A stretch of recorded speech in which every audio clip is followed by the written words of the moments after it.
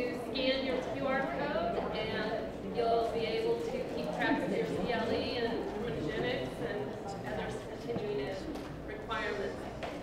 I get the pleasure of, oh, he disappeared on me. I get the pleasure of once again introducing John Tuell, and I'm going to read it from the screen to make sure I tell you the right place he works. It's the RFK National Resource Center for Juvenile Justice, and I gave him credit for being a nationally acclaimed speaker, and I do stand by that statement. And all that does is add the pressure along with the fact that I see faces of a lot of friends, and actually I see faces of folks who attended the first session, which for me and anyone who knows me is remarkable that he came back. So I really do welcome you here this afternoon after lunch. I hope we have a little bit of a dynamic discussion, as well as maybe capturing some information from those slides behind us. I did populate a few more slides than I did for the morning session, and I'm going to try to get through all of them for your all's consideration, but that doesn't stop me from inviting your reactions. If you have outside considerations or even louder than I am, my time is to turn this on. Now I can drown them out. There you go. Dang ya. All right. Again, hope we have a little bit of fun this afternoon as well. Lighthearted while we consider some very serious matters for the way in which we work with our youth and our families in order to experience success and see their future being realized as if they were our own children. For those of you who are with us this morning, I've got a 5-slide introduction that tells you about the RFK National Resource Center. You can just kind of take that post-lunch coma nap during these couple of minutes. I'll try to get through them quickly, just so you have a basic understanding for those of you that weren't in the session this morning, who we are. The reference was, she introduced me as part of the RFK Foundation. Sorry, we're just having fun. As part of the foundation, that immediately implies to people that we have money. We don't have money. We started with a 2-year grant, and we're racing towards our 10th year this December. And we'll be celebrating that anniversary with all of you in Scottsdale in February 2024. Remember, Scottsdale in February, it is incredibly warm and beautiful. Golf is played routinely. Pools are occupied. It's just a great environment. So I do hope we have so many friends here in Nebraska. You'll hear about that during the session, that we get to see some of you at that place. But we're in our 10th year, and we really are about system reform. System reform on the broadest, most high level, if you will. We're looking for system improvement throughout every key decision point at every step of the youth justice system. My reference to youth justice system is also intentional. Increasingly, that's our name for what we're experiencing in this juvenile, formerly known, currently known in many parties, actually still part of our name in the juvenile justice system. But every key decision point, we're examining the way the juvenile justice system and its key stakeholders. Who would those be?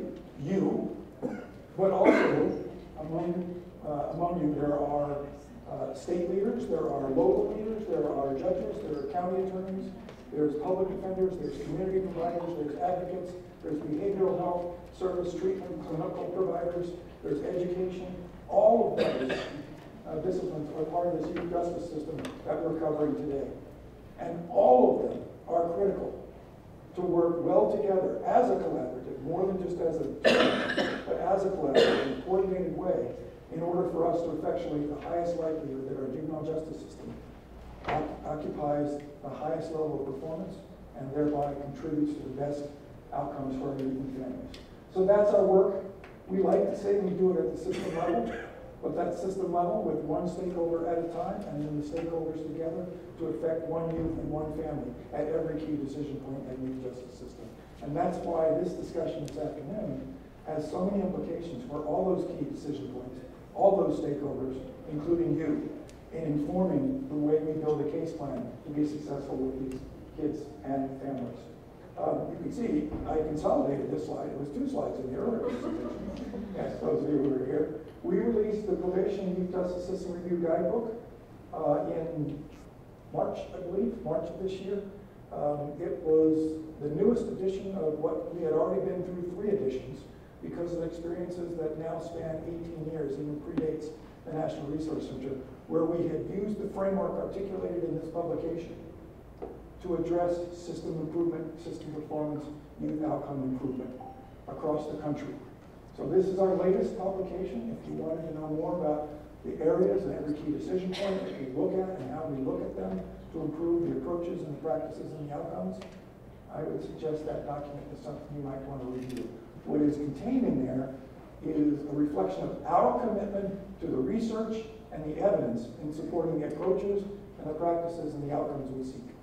You heard this morning, many of you, if you start to listen to me and my opinion, you're going down a wrong road. I would suggest that you listen to me only when I make reference to the research, the evidence, the data, the approaches that are supported by the research, and the outcomes that are supported by the research. That is likely, or largely rather, irrefutable because we now have more than 2 decades of solid research around what works in the youth justice system. A quick aside, I'm incredibly frustrated by how many people aren't familiar with the research that are in our field, and then when they're familiar with it, they reject it. Okay? That's the challenge we face even here in Nebraska, despite the fact that I use Nebraska. It's not just because I'm in Nebraska, Jerry can attest to this, that I use Nebraska as one of the best examples. I'm sure I'll get some reactions from that, but the best examples of some of the progress, some of the transformational practices, including the commitment to the risk need responsivity YLS in Nebraska to achieve the positive outcomes. Nebraska is closing in on an anomaly in the way their system is moving to achieve positive outcomes committed to the research and the evidence. We just finished a project. It was 4 years because of COVID. It was a 3-year grant project from the feds. I should say OJAP, I'm sorry, that was pretty colloquial. I was a former Fed at this organization, so I shouldn't have said it that way. This publication captures how that framework was applied in 6 jurisdictions across the country, and all of the achievements, the challenges, the obstacles, but all of the achievements that were realized in 6 very different jurisdictions, including Lancaster County and Nebraska. And I would probably commend this document. This one is called an innovation brief, and for me, 25 pages is brief. I think you can get through that, and I think there's a lot of information. What it will reflect, without question, I think I might even be jumping ahead with this, is that the heartbeat of success is built around the application, effective application, of a risk need responsivity instrument to help guide the case planning and case management to a successful outcome for our youth. If we deviate from that, we're relying on our own subjective thinking that is not connected well enough to the research to assure the fair outcome for every youth that we encounter, every family that we work with. Okay, this is the unabashed, so gosh, you should listen to me because we have credibility after working in 38 jurisdictions across the country. That's all that is, but what it also says is that I think I can speak from experience, having worked in all 38, that the R&R approach we're talking about today is the heartbeat, is the foundation of success in our practices. We must build around that, is what I would say, and perhaps I'm proselytizing when I say that. I hope you'll be convinced by the end of this hour. What we really look at in best practice alignment, as you can see, it features this risk need responsivity, but these kind of 9 or 10 areas that allow us to achieve full system improvement. I think it's important that we recognize in parentheses, if you come in with the notion that, would you quit telling me that we got to follow a score to develop a case plan and then develop case management techniques and priority areas? Well, it's an instrument that helps guide our structured professional judgment. It's structured because it allows us to assess risk levels for supervision and priority treatment needs. It's structured in that way. It's structured because there is specific training that allows us to know how to score, and then how to interpret, and then how to translate into that case plan and case management methodology and practice. It still relies on you. Your experience, your expertise, your judgment. It relies on you, particularly around the area of a responsivity factor, which is the third of the R in R letters in this instrument. Okay, we'll get into that in a little more detail. Again, we're speaking about one particular aspect of the key components of a best practice approach that when interwoven together, we will optimize system performance and youth outcomes. I'm focusing largely on the R&R today, this afternoon, okay? So, when I say research, I say it's been in research for 20, 25 years that this has been evident, that these instruments have a predictive relationship, have a predictive validity for future reoffending. And when they are developed with the criminogenic risks that identify potential protective factors, that should be the priority areas where we treat. We decide to focus our treatment efforts. When combined, we achieve the success. But this particular research based supervision, service, and resource allocation decisions on the results of validated risk and needs assessment. Carrie, I think in Nebraska, at least twice in the last decade, you have sought to validate the YLS in Nebraska. That's important because I really don't want to entertain any arguments that it doesn't apply to us. It's been validated scientifically to have a predictive relationship to future reoffending, and it's been validated as an overall instrument for the use in Nebraska. Okay? And by the way, we do have sessions where you can raise your hand and go, you're full of it. And then share whatever it is you're thinking about what I'm sharing with you. Okay? I prefer normally to have those arguments with a beverage, but we're not able to do that right now. I win much more when we've gotten 3 or 4 in. Okay, couple of laughs. Let's go. What is risk need responsivity? Please, if you will, risk. Identify and focus supervision on those youth most likely to reoffend. If we're identifying low risk, do they belong in the youth justice system? Please, answer loud and clear. No. 60%, I asked the question earlier this morning, but for more than 2 decades, the consistent range of those youth who are charged with an offense, who never come back just after with only the charge, is 60%. Okay? That's right. I saw that. 60%. You can duck behind me, said next time, but I saw your reaction. 60% will never come back if we do nothing. Okay? Use these instruments to identify those that are at risk to reoffend. We have limited resources. A question in an earlier session. We do have limited resources, even in our best jurisdictions. We have to apply them to those that we need to serve within the youth justice system. And low risk should be diverted. And there's a whole section that we could devote to the kind of research that supports that statement. Okay? So, on the risks that are most likely to reoffend within the YLS, the need, identify and address the key needs that are primary causes of youth delinquent behavior. The whole notion of the scoring is to identify where those domains are, those criminogenic risks that we can serve to undermine or ameliorate that risk and reduce the risk for reoffending. Okay? If they're smoking weed and it's not identified in a properly scored R&R, even though we might have an inclination, as perhaps I did as a probation officer, to say, I got to really focus on that, and if I catch them in a UA with that in their blood, then I'm violating.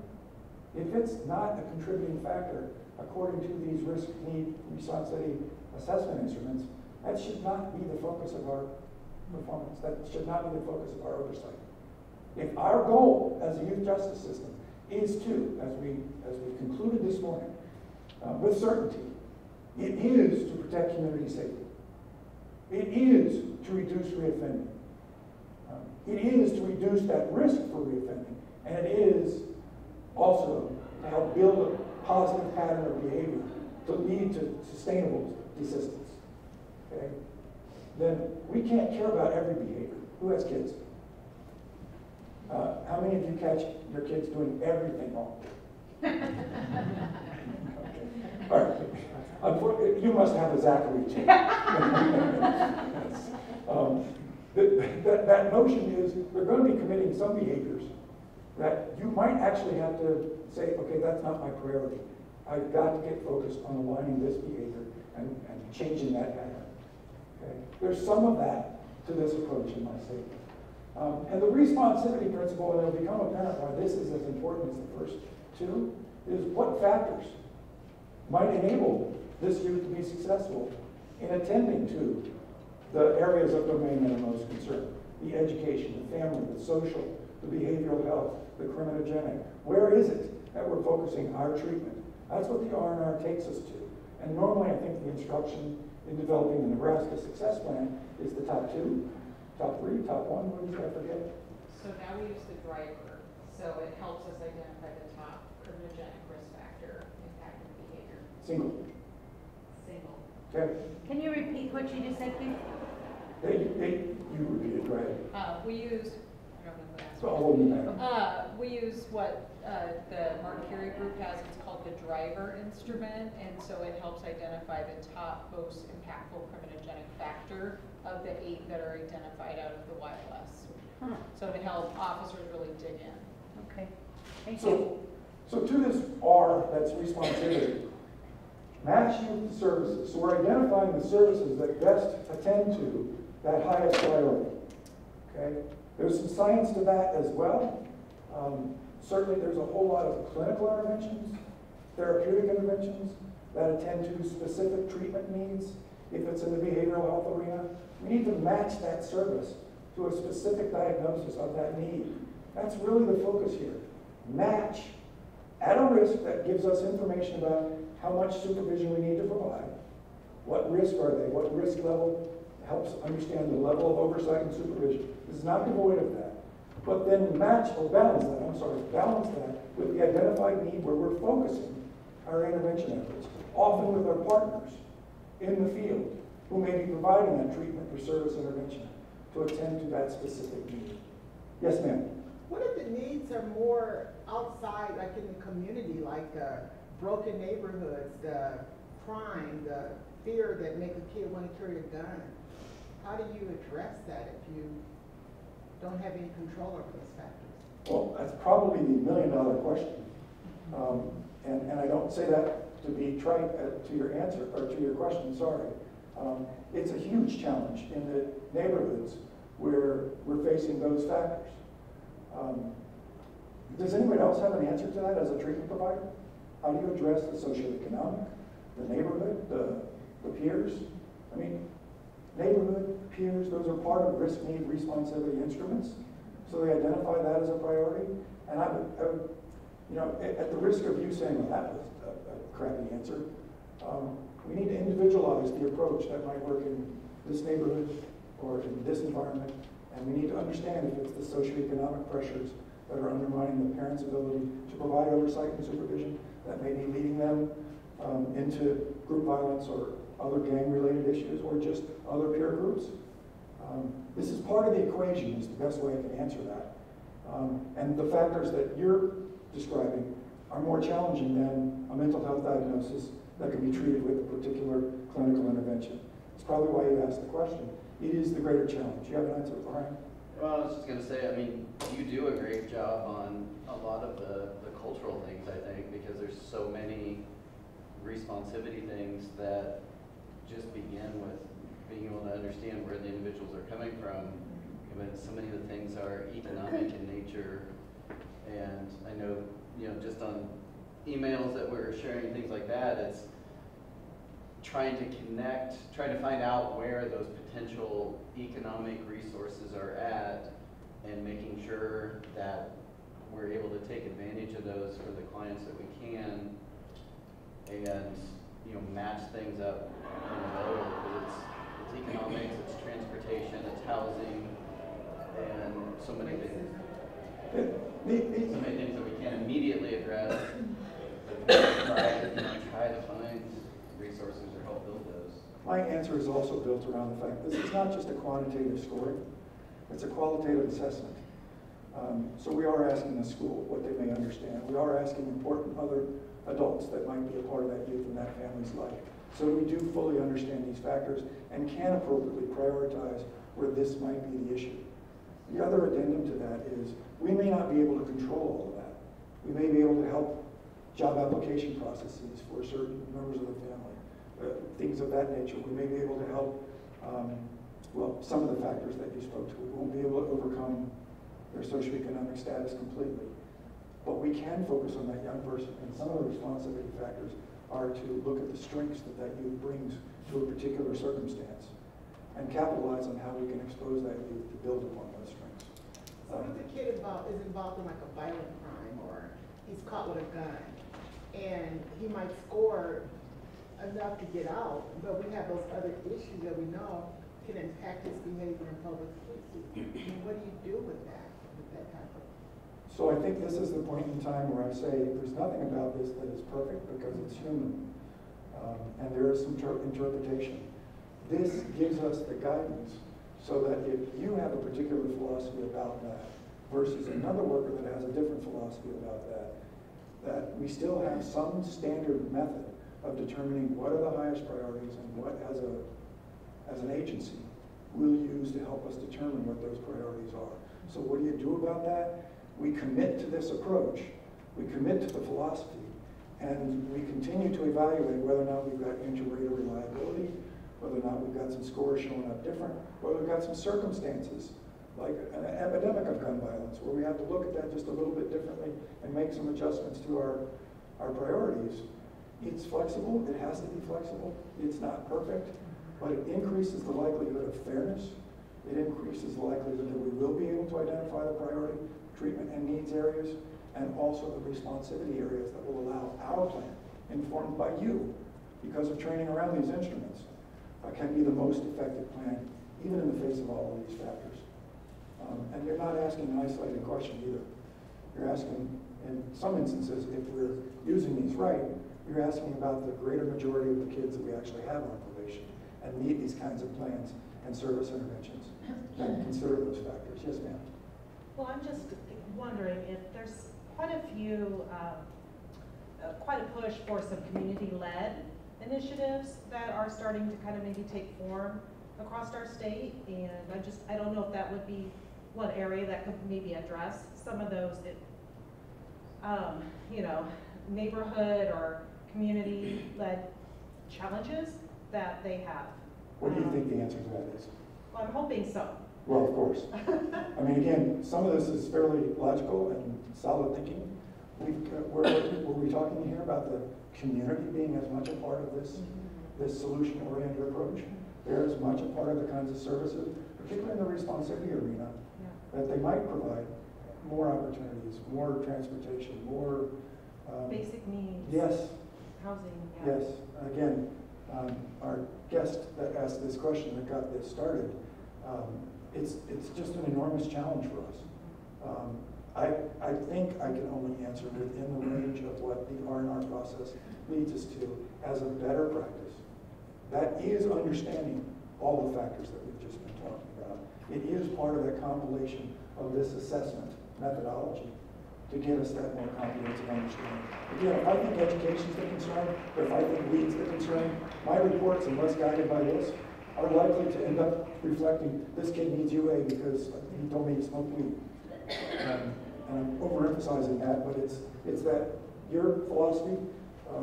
We're working in one jurisdiction, I'll use my same approach, one jurisdiction that will remain unnamed in Las Vegas that has a probation staff, 87 strong, and I think there's 87 different ways of overseeing probation. And most of them are anti this research at this juncture. I'm sorry, that's on recording, and I have to go back out there soon to work with them, so I probably shouldn't allow them to do that. Anyway, let me get forward. Another slide about some of the definitions. Again, this is in the app. I just want to make sure that some of this language is with you. So if you end up having to say, so what are those responsivity factors? What's the criminogenic risks? You take this with you. In Nebraska, if you're working directly with youth, perhaps within probation, certainly, there should be no uncertainty about what it says.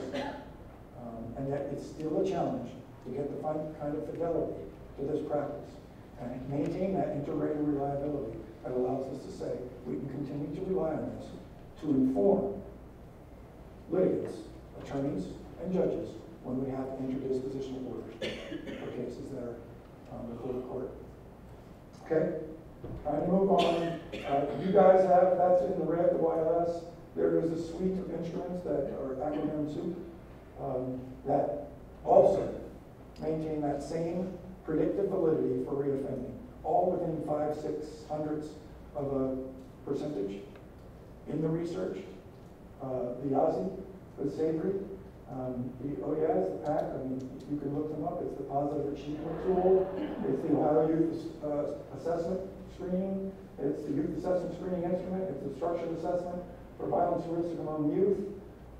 They've all been scientifically validated to be predictive of future reoffending.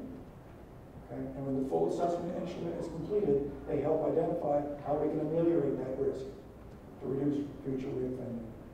Again, this is so much fun talking in a state that's made a commitment for at least a decade that this is their heartbeat in probation for determining action to take and information that guides our case management oversight.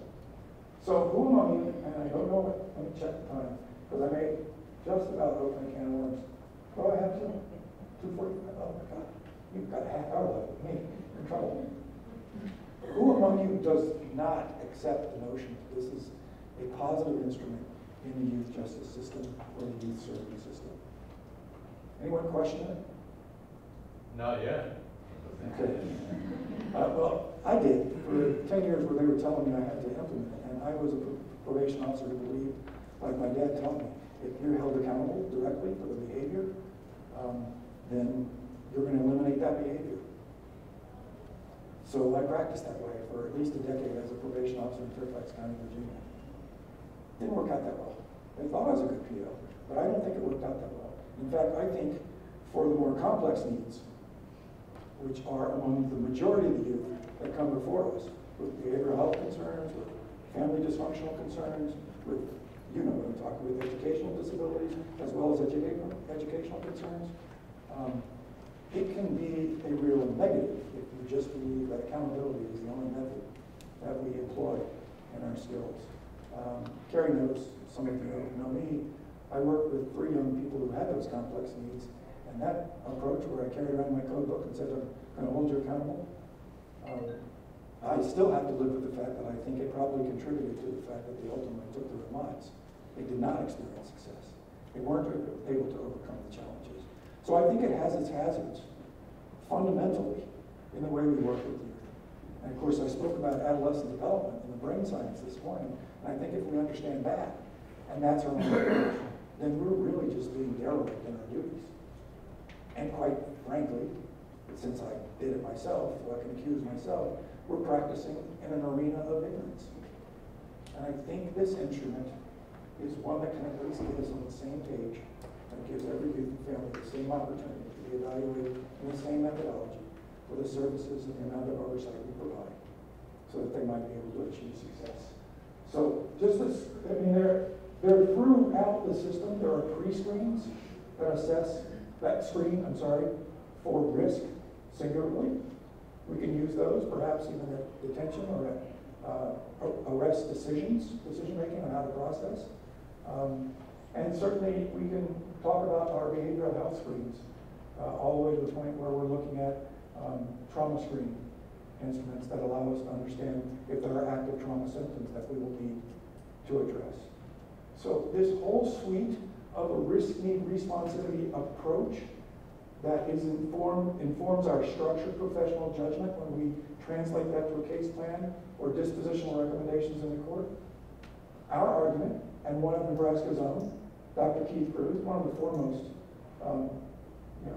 researchers and practical advocates of the notion of these behavioral health screens, would also suggest that we have available to us these behavioral health assessments, okay? That we have available to us trauma screens. Those of you who are with us this morning know that I said, if these youth are experiencing active trauma symptoms and we expect them to receive our services and trust and build a relationship with us so they can achieve a measure of success in this case plan, we're barking up the wrong tree. Okay? So most all the kids have had trauma histories. Most all of us have. But we have resiliency. Where we don't have that resiliency to overcome those traumas and their active trauma symptoms, we better address them. So when I speak to R&R and I speak to that first suite on the left-hand column, the whole process should involve the behavioral health screens, behavioral health assessments, and certainly identification of active trauma symptoms through validated screens that are identified here. And if you're saying, oh my God, how do we use all those incorporate? How many questions are we asking of the kid and the family in the collaborative context? A lot. A lot. And we need to find a way to ask those questions in the structured methodology so that we truly understand risks, needs, service opportunities that can be matched, and clinical opportunities that can address the more serious and complex issues that these youth and families face. So that's a very quantitative answer I just provided to you. How many? A lot.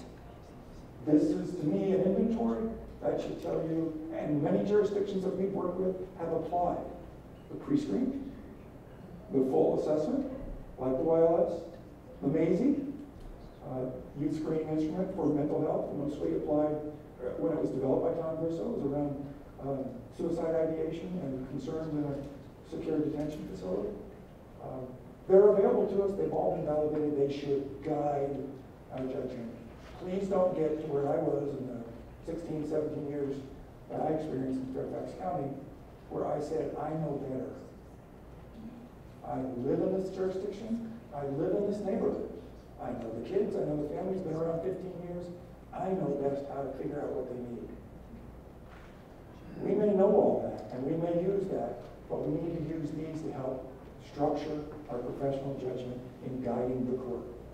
When we do that and have consistency in the way we apply that, we will win more often than not with these youth. And when we win with the youth, they win. Okay? At least in this context. All right. So if I get no farther in this discussion, please pay attention here. If we're going to use the YLS, an engineer professional that will in the future ask, what were the results of your YLS? We need to know that before I work with this youth. Ask what those assessment instruments yielded in the findings of the court. If you're then being referred, receiving a referral to provide services for these youth. Ask what that was. This is the research. This is, I hope you can see that 374 studies were included in these results. This wasn't one or two. I didn't cherry pick. It is 20 years of research around the R&R approach. If we apply no R&R and we rely on, I know what's best, the research would suggest that we actually have an increase in the recidivism rate for the youth we work with. If we apply the YLS in Nebraska and have one principle and say, to me, it's just about the risk. I'm going to focus on lowering the risk. That's it. Okay? And most of the time, if that's our approach, it involves stymieing those youth's opportunity to conduct themselves in the community and experience how they'll change their pattern of responsiveness or behaviors. We need to give them, this is from the adolescent development this morning, we need to give them the opportunity to construct positive cognitive skills in exercising their decision making. Do we need to give the gun toter another gun so that they can exercise their judgment? Please don't mistake what I'm saying. Okay? Reasonableness here as we speak about the fact that we need to help them build their cognitive skills. We need to give them opportunities. If we only restrict, they will not be able to build during that period of adolescent development the skills necessary to react to the stimuli that they'll face long after we're working with them, in their communities, among their peers, in the school, that is going to encourage them into risky behaviors. We need to give them those skills. So if we're just focusing on risk, by God, we'll achieve some results, but you can tell this number is actually 3% reduction among all those 374. Quite honestly, that's kind of the plus or minus margin of error notion, right? So good work. We're reducing recidivism, but not by much. If we apply two principles, and the two principles mostly reflected in this research are the risk and the needs. That's strong. It's very strong. Okay? We're looking at nearly a 20% reduction in recidivism. Pretty good. If we apply all three, this is close to 35% among those 374 studies. 35% reduction in recidivism within those cohorts. Among all those studies, we reduce recidivism. Okay. Why? Because at the same time, we're also attending to the particular treatment needs, okay, that ameliorates the risk in those criminogenic areas and in those treatment areas. And at the same time, we're addressing those responsivity factors. One thing I want to emphasize at this point is probably one of the clearest examples of a responsivity factor is to emphasize the strengths and the assets of that young person. Okay, here's all the deficits, here's the risks, here's your treatment needs, here's the things that make you at risk for future reoffending.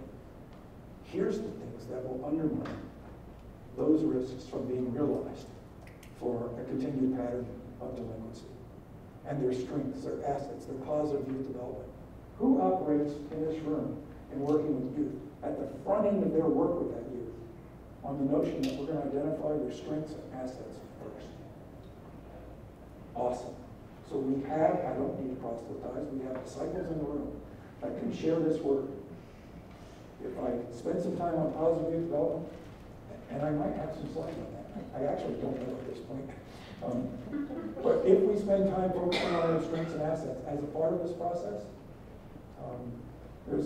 let me just get to it. Some of the implementation challenges that those of you who have been involved in implementing on a daily basis per policy OILS are categorized by Dr. Vincent and colleagues in this 2018 studying the drivers of risk and needs assessment instrument implementation. It is a challenge. It is a challenge. You can't just put that tool before you and say, here's how you score it, go have at it. Unfortunately, 38 jurisdictions, we've worked with either training or technical assistance in more than 40 states. We haven't done a research study, but I would hazard to say 75% of those states are completely inconsistent in the application of ILS. So those that reject it get to impart the way they would work with the youth, and that's not fair for those particular youth. There's no fairness in the process. But inconsistent assessment practices, inconsistent scoring, case plans aren't translated. Many of those jurisdictions that I just spoke about for an R&R approach, those POs or those caseworkers or social workers believe that I'll score it and I'll put it in the file and then I'll make my recommendations. No connection. Case plan, case management. Frequent challenge to the way we implement. Assessment results are not shared with, used by all parties. So, Carrie, I said this morning, so now I'm going to say it in front of you. I have this little meeting this afternoon. It's called a town hall meeting. I wrote this little report for the state of Nebraska. Maybe it was 117 pages or something like that. Statewide system review, findings, recommendations. We implicated everybody who participated where we felt there was not the kind of positive and consistent contribution to the youth justice system that would result in optimal outcomes for the youth that we were serving within that system. Well, I implicated just a couple of key parties that they weren't particularly bought in to this notion and its consistency. I think ultimately it's everyone to collaborate together on this, but I think you all will probably agree, and if you didn't accompany me on those countless interviews with folks across the state, as well as other techniques. We don't always get county attorneys who are going to even bother to pay attention to this once we submit it. Or in other states, we don't get prosecuting attorneys who decide they're going to pay attention to this. Quite honestly, sir, I now have to say something that you can jump up at me on. We don't always get public defense who wants to see this report submitted to the court because it may contain some information they want to block. We just don't get from the litigants, attorneys and judges, consistent application. And there's a myriad of excuses that are offered, but all of them are excuses. Normally supporting their personal philosophy of the way things should be operational. So we have this little town hall meeting this afternoon with I think 12 judges from across the state, and I'm not sure they're really happy. But I'm making recommendations that this, as well as their commitment and proficiency of application and understanding of adolescent development, should be a part of their core professional responsibility if they're going to practice with us in the youth justice system. So if you'll check on me about 5:35 and that ends, I'm hoping to still work with the great people in Nebraska after that. And lack of service matching. I don't want to be talking about that. The question was asked this morning somewhere. Where is she? Sean asked about 3J following this through with all their success and realizing that the services really matched up to what they need for all of their youth. And I'm not sure that once we go through this process and identify those targeted needs and treatment areas, that we're perfectly aligned anywhere with the kinds of services, treatment, clinical interventions that we need for all of the youth that we serve. That, to me, would be a little bit closer to utopia, but this moves us closer in that direction. Okay? It is a common problem. You guys know that. Heck, if you're providers, you're probably telling POs it's 6 weeks before we can see your kid or family. That don't work. And yet, that's our reality in many places. So, I'll skip that one. This is just a re-emphasis of the trauma. I want to get to a couple more that are important. I've already discussed them on highlight, and then get to some questions. I'd ask you to look at the third bullet. Again, on the trauma. The lifetime rates for traumatic event exposure. So active trauma symptoms, traumatic event exposures. If you'll interpret that really quickly, vary from 11.2 to 50 in juvenile delinquent samples versus the general community sample. So it could be as high as 6-7 times higher for active trauma symptoms for the kids we're working with that become involved in the juvenile justice system. And that's that lifetime measure. It's critical we identify that and attend to that. It may be the last chance we have to break that cycle. Okay? Types of traumas. Again, this just reemphasizes, you would probably score 4.9. I'm not going to give you a chance to score that out as you look at these, but it's possible. Again, there's a higher percentage, but in the general population of youth, these traumatic exposures, the events, are present in about 70 to 80% of all youth. And in delinquency, juvenile delinquency youth, it's at 80 to 90%. So we have these, but we have to identify those which are active. Okay? Some of those symptoms, if we're doing this comprehensive assessment and it truly involves the trauma as well, we need to recognize and characterize them as PTSD, which is also a common diagnosis for our youth. Okay? And you can imagine the circumstances. You work with it. You know the family circumstances. You know the neighborhoods. They were raised earlier. Witness to violence. And the trauma that brings for young people in a developmental stage. We need to be fully aware of what symptoms present themselves or will interpret it as they're zoned out, on edge, anger problems including verbal and physical aggression, poor concentration, what's the one? Oh, distances from peers and staff, aloof, cold, uncaring, youth distrust peers and staff, commit self-harm. This is really, we'll interpret this in a Missouri study. It comes down to, you interpret this as non-compliance. And so we punish, or we sanction, or we take the next step on violent technical violations. So in this whole behavioral health assessment, needs assessment, if we don't understand the trauma and our reactions to that, we'll undermine our own best efforts. Okay. So, again, the validated instruments, recently Fairfax County adopted the stress. We have multiple jurisdictions that were part of our Mindora project, Lancaster, that are adopting a screening instrument, a validated screening instrument to screen, evaluate, and treat active trauma symptoms. Critical part of this whole R&R process, just to re-emphasize some of that research that's available. Positive youth development. Okay. This shouldn't come into play at this time only. I think I mentioned it about strengths and assets.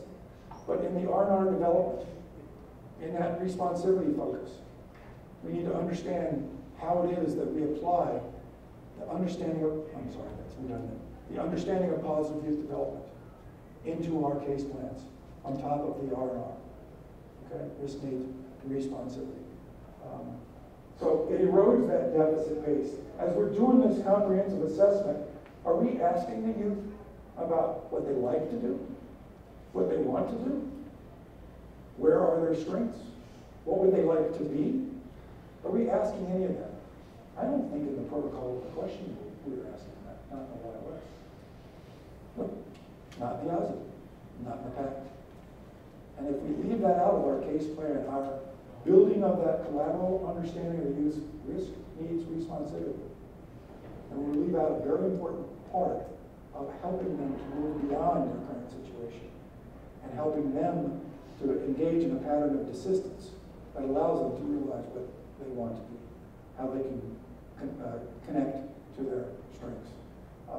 It may not seem apparent, maybe not, maybe it does if you listen to me, but I guarantee you that there was a particular intake officer in Prince George's County, Maryland, and a particular football coach at Friendly High School. Yes, that was the name of my high school. At Friendly High School, we were not friendly, we were state champs and undefeated in football, but were it not for those two people in my life, while I might have had some good guidance at home and things like that, I would have at least experienced the inside of the detention center, and perhaps a longer pattern of behavior responding to a probation officer. This notion of the deficit-based approach without asking, are you involved in football? Oh, you would like to continue your involvement in that arena? Damn right I would. Well then, how do we get you connected to that so that you begin to detach from the other behaviors? Okay? Basically, positive youth development moves away from that deficit-based assessment of that youth and those families' opportunities to support the desistance pattern that we seek. Okay? It's critical to make that part of the case plan. I offer that in our work, it's got to be in your policy that at least when the R&R process is complete, you identify one pro-social connection, one positive parental mentoring opportunity, one social activity that is seen as positive and desired by the youth that moves them away from this pattern of behavior. If we don't, then we're operating on that deficit base. Okay? If you don't do that, I believe we're missing a key component of our success. And I believe the research supports that. That's the whole research around the positive youth development impact. 3 primary assumptions: strengths and assets, acquisition and development of youth assets. You get the picture? The last bullet there, the last number, speaks about that can occur in any domain. It could occur within the home, even if you're seeing a dysfunctional home. Ask, assess, evaluate. Is there something in that home that we can capitalize on that you like? That would turn that into a positive opportunity and a positive environment. Again, part of this process is a comprehensive assessment involving collateral contacts, home, school, risk, needs, positive opportunities. That's the picture. And I think one thing that really, well, I'm almost at the end of the time with you, so now I can start cussing or saying things I want to. You do have about 10 minutes. Okay. Just an FYI. Well, this will be good because it will shut me up as I now border on cussing. I just say it again. Thank you. It really pisses me off to hear an unprofessional set of probation officers say, I don't have time to do all that kind of comprehensive assessment. My ass. I mean, you don't have time to be a professional then. That's what I'm saying. Okay? This is the research. This is the evidence. Does someone that's oh man, I had this rehearsed in my room before I came back down, and now I'm stammering over it. Does a mechanic ignore what's going on with the engine when he's looking at a car?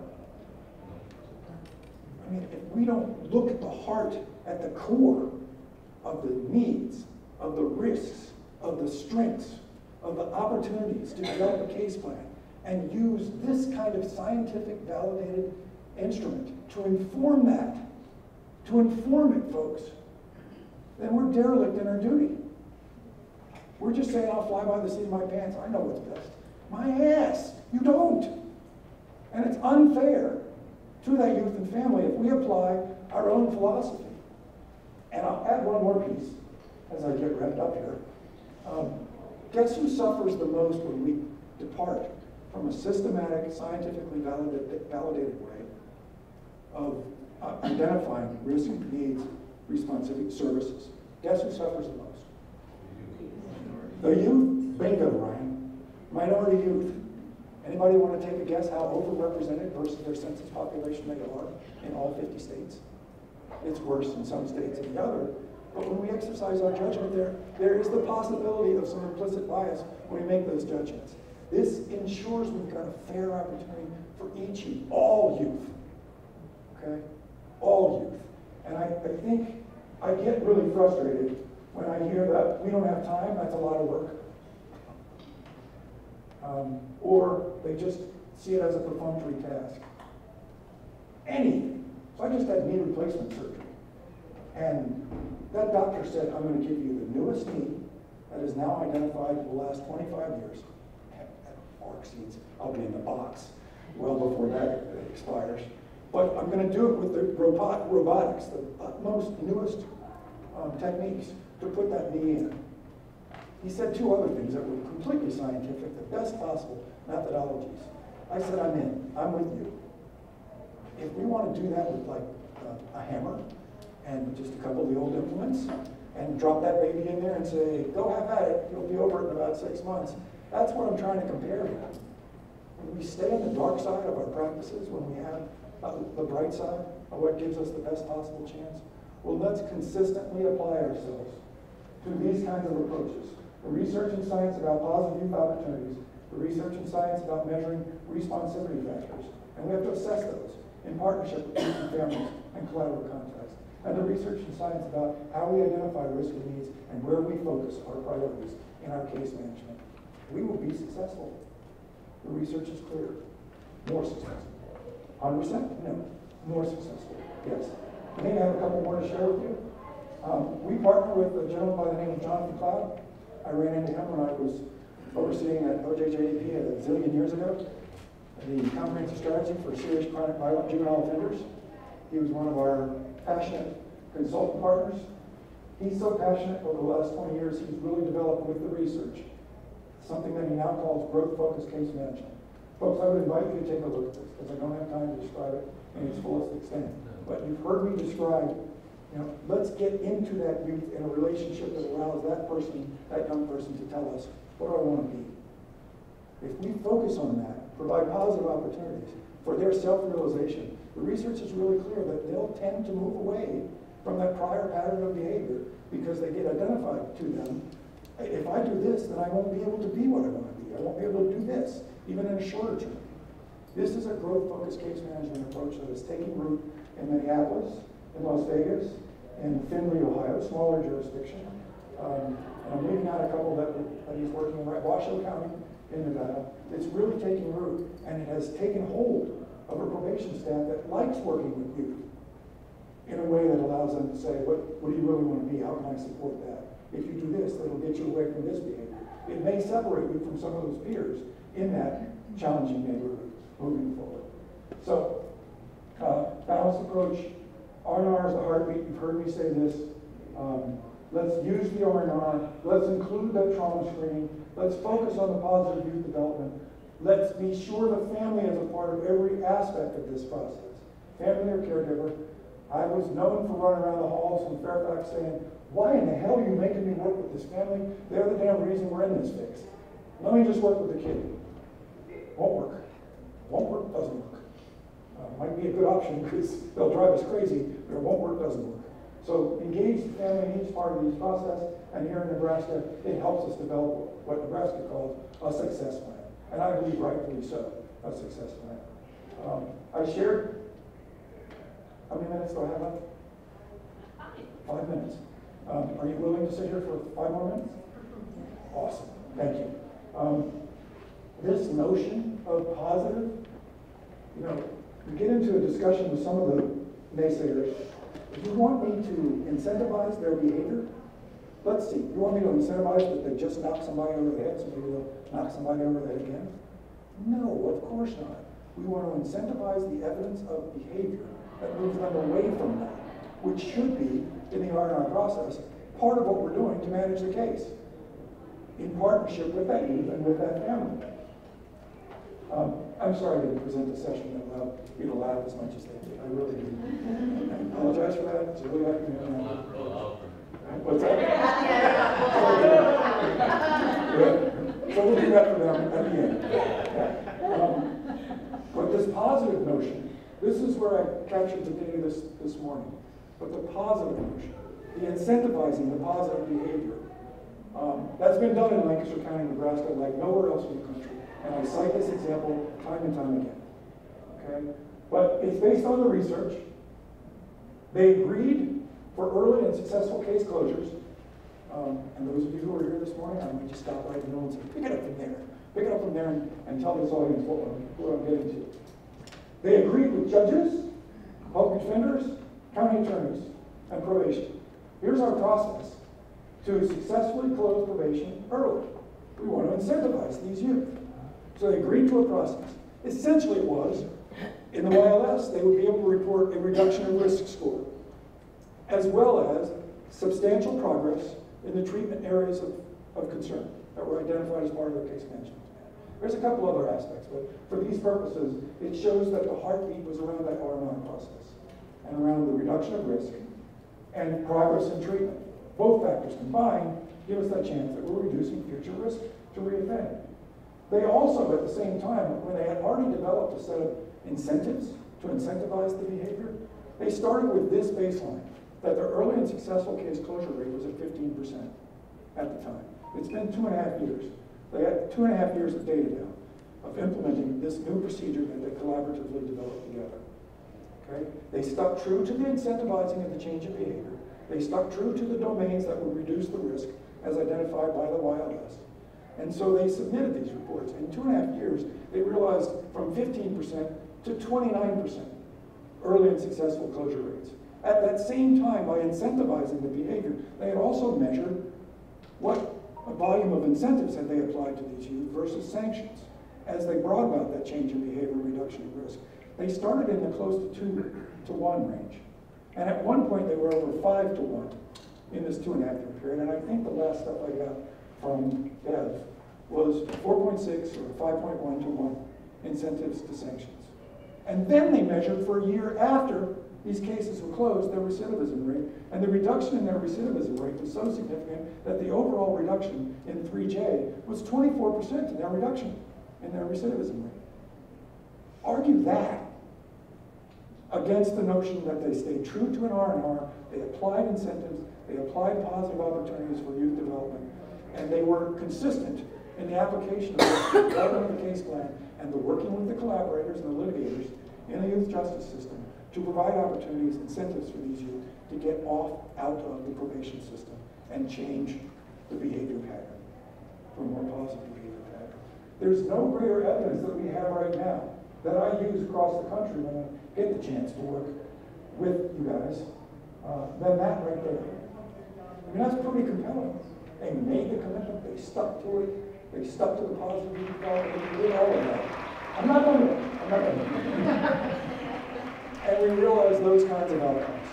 I hope that's compelling to you. I really do. And I hope that if you have any questions about R&R, about some of the things I've said, probably about that I was particularly saying pissed off, things of that nature. That's really not a great reflection as the executive director of our center. But don't hesitate to call, get in touch, question, challenge. I've been connected to jurisdictions across the country that have made the embrace, that have overcome the challenges, or continue to face them. I just hope that we continue to build the legion of professionals that will stay committed to this methodology for deciding case plans, case management, oversight, and success for youth reformers. And with that, I provided no opportunity for you to answer any questions or make any comments, because I think you're standing because of time. Just on time. Okay. Thank you, John, and Thank you.